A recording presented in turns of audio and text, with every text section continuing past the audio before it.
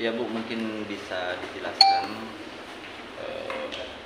sedang ada masalah apa? Kami ada masalah untuk pelaporan yang ada di Kalteng dan ada di Bareskrim Jakarta.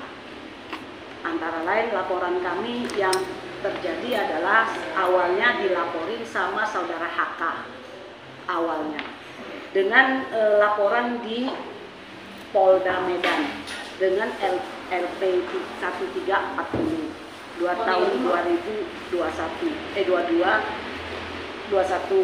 terus SP3-nya tanggal 26 April 2022 sudah ditutup sama Bareskrim. Dari sana kita mendapat surat lagi dari laporan si Hakim perihal pemalsuan yang Hakim HK lakukan, sehingga kita tidak ada pilihan lain. Akhirnya kita membawa kasus ini ke Bareskrim dan ke Kejaksaan Agung. Sungguh kami merasa sangat milis, padahal masalah ini udah sangat gampang kalau kita sebagai orang awam, tapi ternyata setelah berjalannya kasus ini mulainya di tahun 2021 sampai kemarin tidak ada bisa di P21 kan laporan kami. Akhirnya perkara ini kami bawa ke Kejaksaan.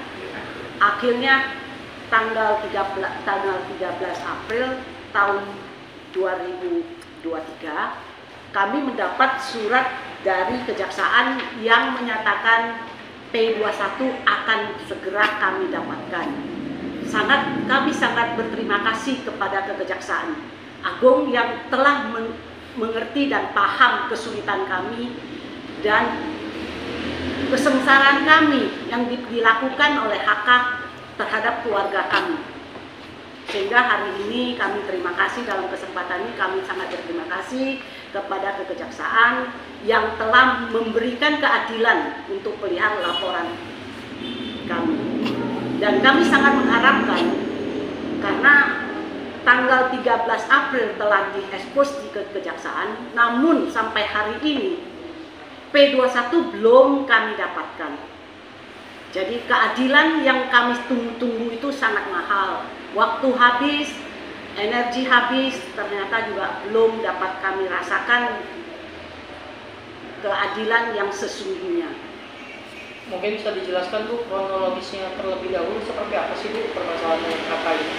HK ini sebenarnya itu adalah pekerja kami. Awalnya itu dia tuh tinggalnya di Lubuk Pakam, Medan. Tapi karena kehidupan di sana itu sudah tidak nyaman, akhirnya kami sebagai saudara sepupu kami bawa ke Sampit untuk membantu dan kami jadikan orang kepercayaan. Tapi di luar dugaan, si HK ini nggak bisa kita percaya. Semua yang kita percayakan ke beliau salah gunakan.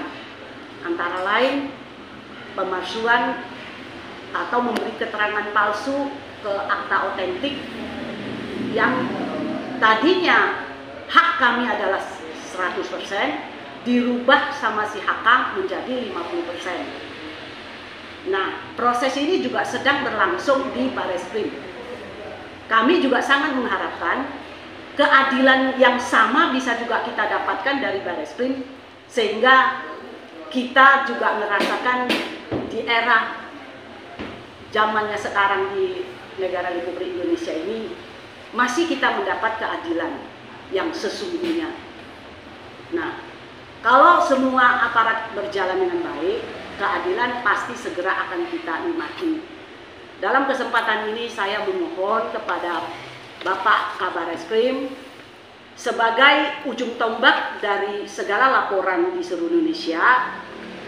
Saya mohon dengan sesungguhnya, tolonglah kami Pak. Karena HK ini adalah orang hebat. Kalau kami sendiri yang melawan, kayaknya kami kewalahan, sangat kewalahan. Karena kami paham, Bapak memang seorang Bareskrim yang sangat sibuk. Tapi dalam kesempatan ini kami mohon dengan sangat Pak Kabareskrim itu bisa membantu kami. Sehingga Di negara Republik Indonesia ini tidak ada yang punya hak eksklusif yang bisa membuat sesuka-sukanya terhadap perusahaan dan usaha kami. Berarti terkait apa Bu ya? Pemberian keterangan palsu terkait apa? Ada sebidang tanah atau apa gitu? Di dalam akte otentik yang kita maksudkan adalah akte di CV Prita Indah yang sebelumnya si HK itu tidak ada apa-apa, mereka dia hanya sekedar sebagai karyawan. Tetapi tiba-tiba di tahun 2019 dia menyatakan dia punya hak 50%. Nah, dengan yang 50% inilah mulailah penderitaan kami. Dengan semena-mena dia menguasai segala-galanya. Termasuk dengan sekarang yang terjadi di Karteng adalah lahan kebun kami itu sudah diobok-obok, sudah dihancurkan sama si HK. Jadi hari ini ya kami masih belum mendapat keadilan yang sesungguhnya. Tapi itu megang akte asli ya, maksudnya dalam konteks setiap CV itu pasti ada akte asli nih sebelum diubah itu kan? Iya. Bukti otentik itu juga masih dipegang atau seperti apa? Di tangannya si HK, di tangannya si HK. Karena kami sangat percaya HK, karena selama ini karena beliau adalah sepupu kami tidak sampai dimanapun kami tidak akan percaya kalau beliau berani melakukan hal-hal yang sangat licik seperti ini. Nah, pengalihannya itu maksudnya yang tadi Ibu bilang pengalihan dari 100 yang jadi 100% menjadi 50% itu sejak kapan? Tahun 2019. Dari tahun 2019. Nah, Bu. dari pihak maksudnya dari pihak itu sendiri mengetahui itu setelah dia sendiri yang kasih tahu ke karyawan. Dia buat rusuh di sana. Dia minta karyawan harus mulai hari ini terhitung tahun 2019 di bulan, kalau nggak salah di bulan Mei. Dia bilang kamu ini bukan di bulan Mei, di tahun 2000 lupa ingat saya 2021. Dia bilang ini semua punya dia. Jadi bukan 50, tapi ternyata setelah digelarkan di Bareskrim ternyata memang terbuka 50%. Bu, ketika bicara sebuah pendirian CV atau PT kan memang harus ada nama-nama orang ya, atau nama-nama pemegang sahamnya seperti itu ya. Benar. Ketika HK menguasai 50% berarti harus ada perubahan komposisi pemegang saham gitu kan. Apakah itu pernah dilakukan atau tidak? Itu yang pertama. Yang kedua, seperti apa sih caranya dia bisa mengalihkan saham 50% ini ke dia gitu? Karena kan harus ada tanda tangan para pemegang saham ya, terutama saham mayoritas gitu. Karena yang dia rubah di dalam akte dari dari CV Prita Indah, di dalam itu dia datangi notaris. Tanpa sepengetahuan kami dia datang ke notaris dan dia cerita bahwa ini saham sudah 50% punya dia. Jadi tanpa ada konfirmasi ke kita, notaris Francisca langsung mengadakan perubahan. Nah itu juga kita tahu waktu digelar perkara di Bareskrim juga. Sehingga masalah ini kita komplain pada saat itu, makanya beliau pejabat yang mengadakan gelar, beliau bilang kamu orang ke SKT aja langsung dilaporkan masalah ini sehingga bisa lebih terang benderang kenapa si HK bisa merubah akte kami. Bu, apa ada RPS, rapat pemegang saham? Iya, Kan biasanya setiap tahun kan ada tuh rapat pemegang saham untuk sebuah perusahaan, apalagi perusahaan besar seperti itu. Apakah sempat ada RPS dan kapan terakhir rapat pemegang saham itu digelar sebelum peristiwa ini mencuat? Gak pernah, karena ini CV Prita Indah ini adalah milik Keluarga. Jadi milik 100% keluarga. Si HK hanya pekerja, tidak lebih. Artinya main belakang lewat notaris itu Iya, tadi langsung iya. menggelakkan. Dan Ibu tahu dari Bareskrim. Waktu itu justru karena masalahnya kan langsung ditanyain sama bapak yang menggelarkan. Kenapa Anda merubah akte ini? Kata si HK, aku suka-suka saya. Oh kalau gitu bukan negara hukum lagi dong. Berarti ada 2 laporan dalam satu kasus. Dalam satu kasus ini laporannya adalah terdahulu dia melaporkan kami penggelapan dalam jabatan. Karena dianggap saudara saya telah menggelapkan uang dia. Padahal itu uang-uang saudara kami. Nah, Jadi terus waktu digelarkan ditanyain, kenapa kamu berubah? Katanya ini kan hak-hak saya, suka-sukanya saya. Oh, kata si pejabat yang mengadakan gelar perkara khusus di Warsidik, oh nggak bisa, ini harus sesuai melalui mekanisme hukum. Kamu harus bikinkan ada rapat, ada ini, ada itu. Nah, beliau bilang pokoknya saya siapapun saya tidak takut. Nah, akhirnya bapak-bapak yang ada di Barreskrim waktu kita gelar, sekarang juga kamu orang pergi ke lapor di lantai 4 kalau nggak salah itu, makanya timbullah RP baru lagi kami buat laporan. Si HK memberikan keterangan palsu di akta otentik dan menggelapkan uang kami. LP-nya kapan, Bu? RP-nya yang ini di tahun 2021.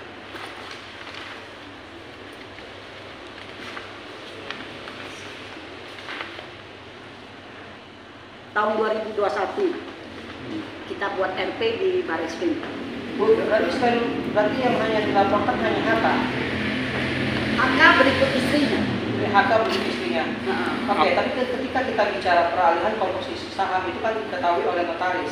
Ya. Apakah itu juga turut melaporkan notaris tersebut atau tidak? Karena ada unsur notaris itu juga turut membantu. Nah, kita serahkan ke pihak berwajib karena kita juga nggak paham, karena kita bilang pada prinsipnya waktu saat digelar ditanyain sama pejabat di sana, tolong tunjukin uang setoran kamu yang 50% itu mana kwitansinya, diperlihatkan ke kami sehingga kami jelas. Kalau itu memang kamu sudah store uang ke perusahaan, otomatis memang kamu punya hak, namun saat itu HK nggak bisa menunjukin. Oke, dari tahun 2019 kan berarti pertama kali tahu ya. Itu total kerugian karena kan ini jatuhnya diduga menggelapkan uang perusahaan gitu jatuhnya. Berarti kan karena dia mengalihkan beberapa persen saham dari perusahaan itu. Nah, itu dari tahun 2019 sampai saat ini sudah berapa kerugian?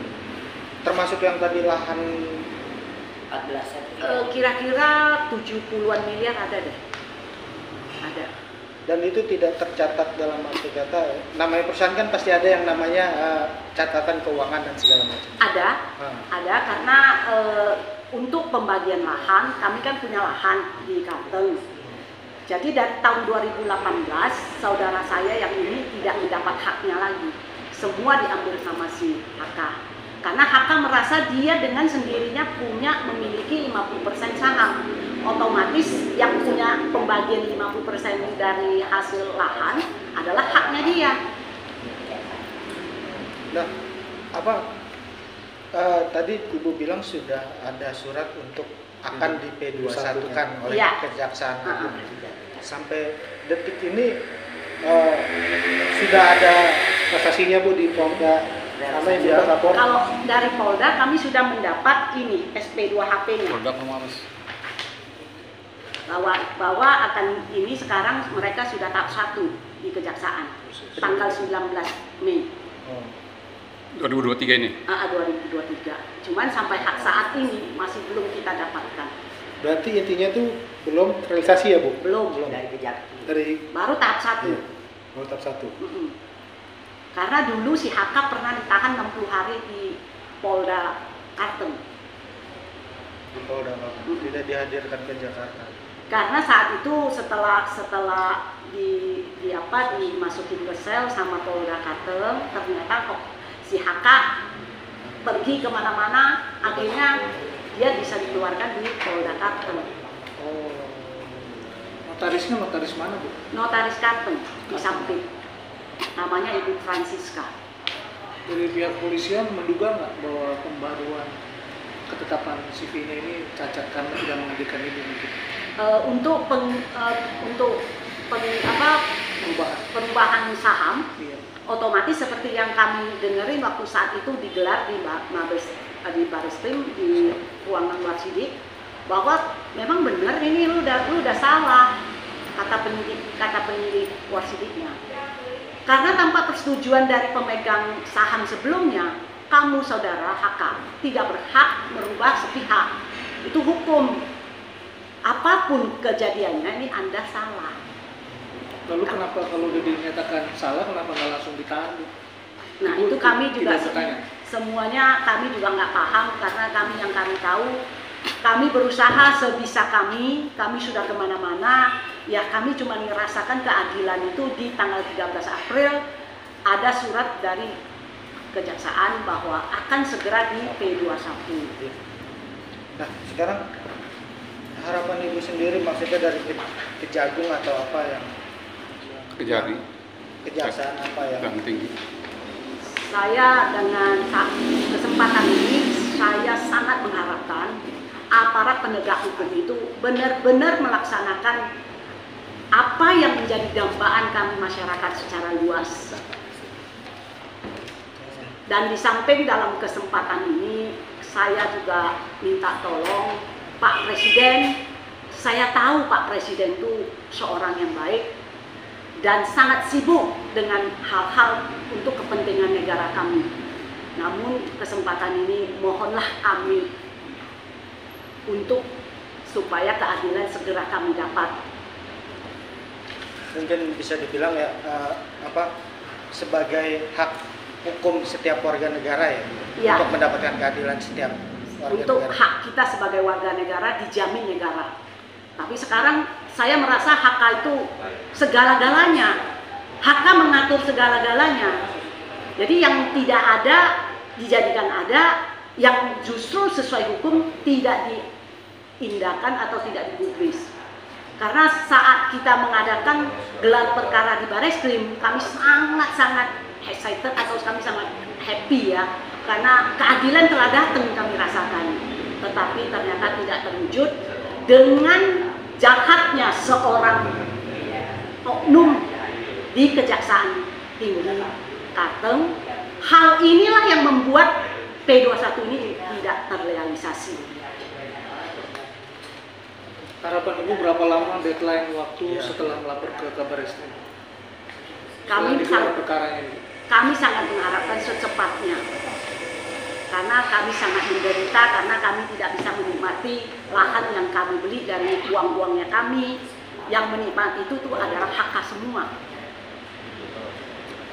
Ibu bilang tadi ini kan perusahaan keluarga, berapa yang terlibat di dalam? Kami bersaudara, tapi bukan saudara kandung ya, saudara sepupu semua. Maksudnya pemegang saham inti ya, Bu? Intinya itu kami ada dua dari saudara inti, yang duanya dari teman baik kita. Nah itulah yang kita buat merasa malu, karena keluarga kita yang berbuat. Karena teman ikut kita kan karena percaya kita. Nah nggak mungkin dong kalau kita itu punya niat jahat, kita mengajak orang luar merepotkan keluarga sendiri kan. Kalau gitu HK itu sekarang lagi udah belum ditanya ya? Kita tidak terpantau ya, karena dia orang hebat Pak HK ini, kemana-mana aja dia disanjung, di mana-mana aja. Kalau saya merasa ya, bukan saya seujun siapapun, karena cuma salah sekecil ini sertifikat hilang. Apakah sertifikat hilang kalau setiap orang berbuat pidana, besoknya saya melaporkan perdata? Berarti perdata itulah yang menjadi payung hukumnya, bukan pidana lagi. Apakah Indonesia ini seperti ini hukumnya berlaku? Karena saya nggak ngerti, saya sendiri pribadi udah nggak paham dengan apa yang telah terjadi sekarang. Kalau kasusnya berlalu, Bu, ada rencana melaporkan ke Kadif Propam, Bu? Saya akan melakukan hal itu juga. Kalau misalnya sampai berlarut-larut, hal ini juga. Tapi karena kita lihat sekarang bukan karena kesalahan di pihak kepolisian. Pihak kepolisian telah menjalankan tugas dengan baik yang ada di kejaksaan. Berarti udah tingkat lebih lanjut ya, Bu? Iya, karena kalau di Bareskrim dengan laporan-laporan yang kita adakan, beliau-beliau itulah telah membantu kami. Dalam kesempatan ini juga kami sangat berterima kasih ke Bapak Bareskrim yang telah dengan sungguh-sungguh mendengar kami masyarakat. Kami di masyarakat nggak ngerti hukum itu kemana, tapi yang kami tahu semua uang yang ada di dalam perusahaan adalah milik kami. Sip. Terima kasih Bu.